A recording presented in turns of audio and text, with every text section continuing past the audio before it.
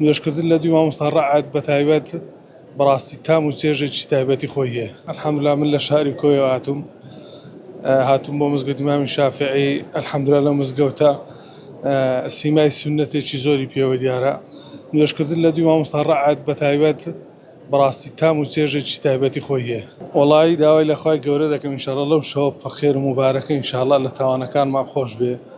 خوای گەورە سەرکەوتومان کە سەفرازمان کە هەم لە دنیا هەم لە قیامەت.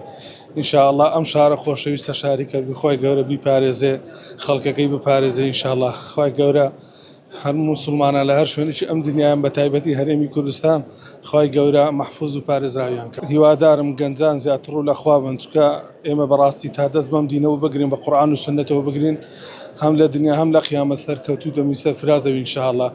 دڵنیام لە خوای گەورەش لە کۆتاییەکەی بەهەشتە نەبڕاوەکەی پێشکەشمان دەکا ئینشاءڵڵا.